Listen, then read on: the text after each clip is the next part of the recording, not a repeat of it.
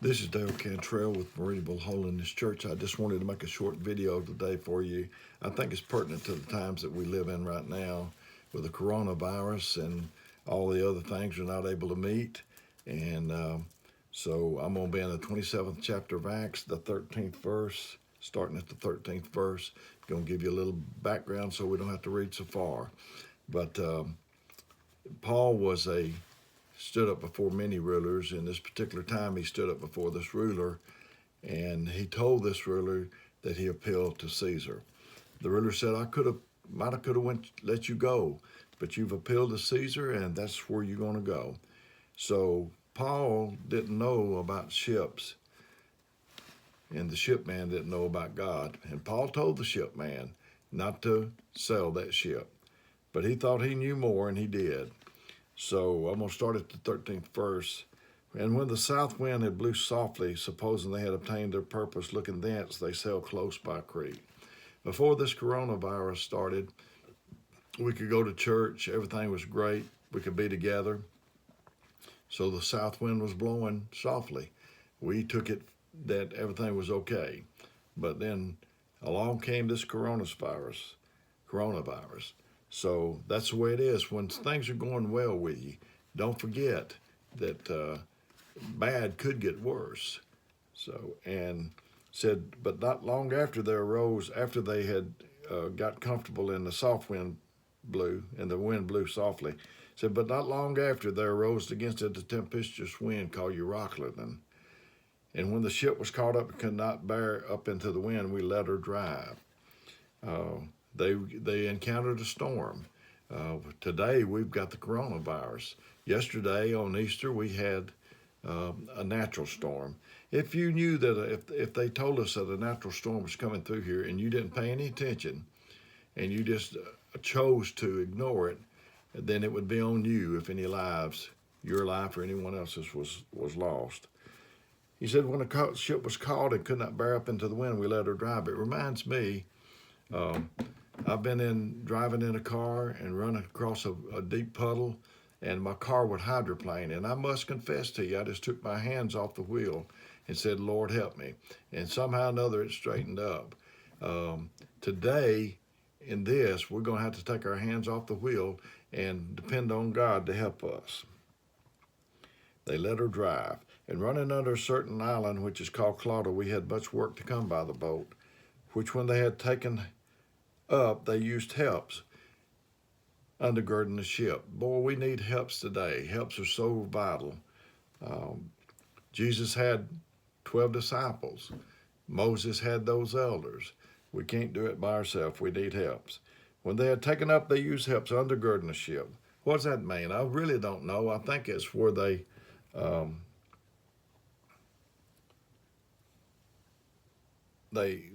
tied a cable around the ship and drawn it up to keep the things from busting into pieces.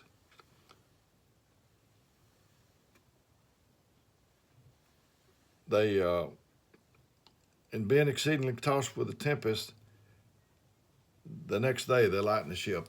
When I was reading this, I was in a storm, and that was the first clue of what I need to do.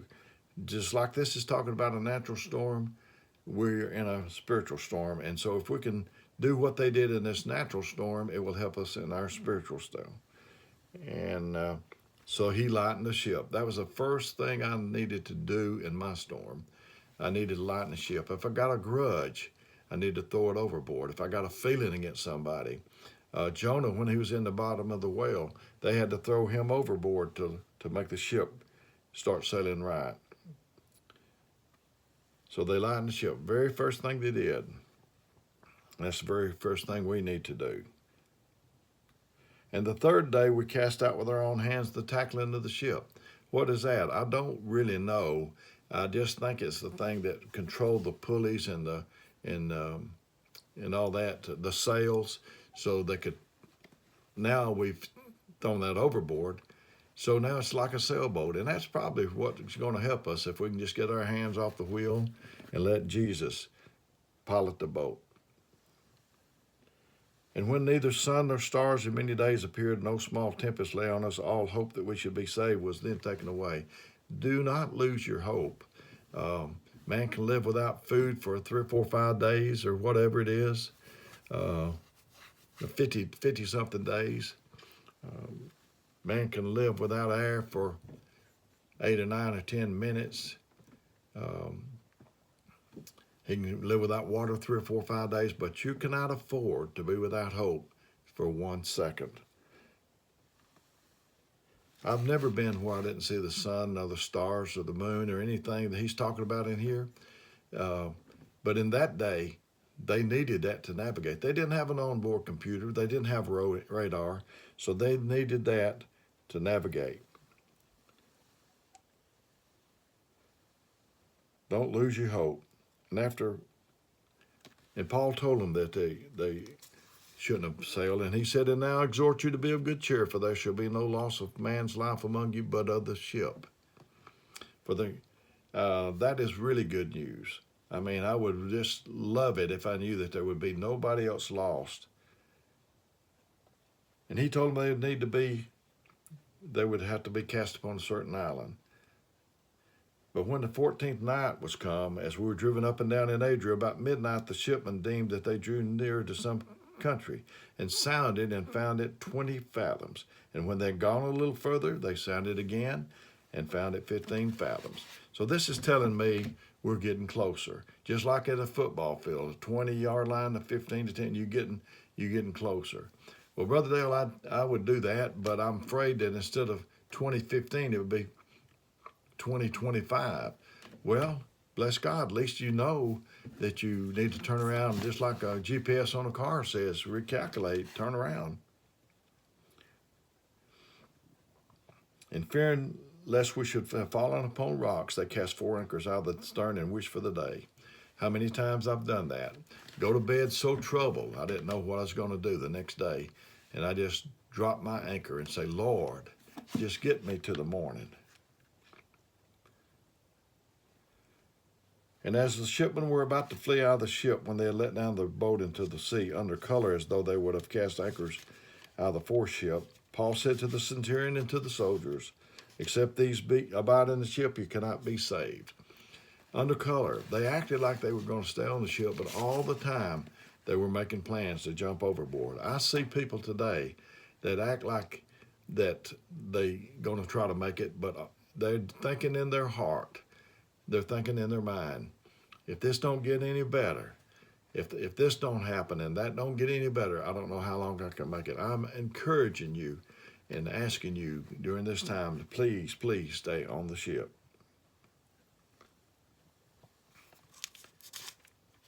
Paul encouraged them to take meat. I'm going to flip on over here. And when he had thus spoken, he took bread and gave thanks to God in the presence of them all. And he had broken it, he began to eat. Like we do on the communion. There's one piece of bread. There's a whole piece of bread, and we break it and divide it. If we didn't break it, we couldn't share it with everybody else. I've been broken. I've made mistakes. And when somebody comes to me of our church and wants to know they've done this, now I'm not talking about a sin, but when they've made this mistake, there's a little piece of me to go along that can sympathize, empathize with them. And then they're all of good cheer, and he took some meat. And when they were all in the ship, 316 souls, 276 souls, and not a one of them was lost. And when they had eaten enough, they lightened the ship and cast the wheat into the sea. This is the third time they've lightened the ship. They lightened it, then they threw out the tackling, and now they've thrown out the wheat. It's a desperate situation. Desperate times call for desperate measures. Different times call for different measures. If I told you that I heard of a woman throwing her baby out the second store window, you would think that's horrible, and it would be. But if I told you that the house was on fire, now that's a different situation. Some people, they sit in church. There's some people that needs a blessing. They don't care if you shout right on their pocketbook. They don't care how their nails look. They don't care how their hair looks. They just need a blessing. So when they had eaten enough, they lightened the ship. And when it was day, they knew not the land, but they discovered a certain creek with a shore, into the which they were minded, if it were possible, to thrust in the ship. And when they had taken up anchors, they committed themselves into the sea, and loosed the rudder bands, and hoised up the mainsail to the wind, and made towards shore. And falling into a place where the two seas met, they ran the ship aground. That's desperate. And the forepart stuck fast and remained unmoveable, but the hinder part was broken with the violence of the waves. And the soldiers' counsel was to kill the prisoners, lest any of them should swim out and escape. But the centurion, willing to save Paul, kept them from their purpose, and commanded that they which could swim should cast themselves first into the sea and get to land. And the rest, some on boards and some on broken pieces of the ship. And so it came to pass that they were all escaped, all safe to land. I don't know who's going to make it and who's not going to make it, but I know that if I stay on the ship, I can make it. If you're strong, it said, let the strong bear the infirmities of the weak. Swim. If you see me come dog pedaling by, throw me a board and we can all make it. I've encouraged our church not to be on the me channel and to think of other people. Brother Harold Simmons told me that, and he was really sick. I don't know if hardly any of you know him or remember him, but he told me that when he got to feeling his worst, he went and tried to find somebody that was worse off than him. And when he left, he felt better. And that's the way it is today. Think of somebody that you can call. Think of somebody that needs your help. Get your mind off yourself so much. That's my advice that works for me anyway. I've never seen anybody that was thankful not make it so far. I've never seen anybody that was not thankful make it. I told our congregation to, if they have an iPhone or some kind of smartphone, to set an alarm for 3 times a day that says, be thankful. If you're thankful, you can make it. Let's all be thankful. Try to help somebody else make it. I don't know much else to say to you, but I do know that we're in a storm, and I do know that we can get through this. I think that at the end of this thing, we can be like Joshua when he told them to take a stone from the Jordan, I think each tribe. And then when the children asked, what meaneth these stones? That you could say we were bondmen in Egypt. If you need to take you some memories of this.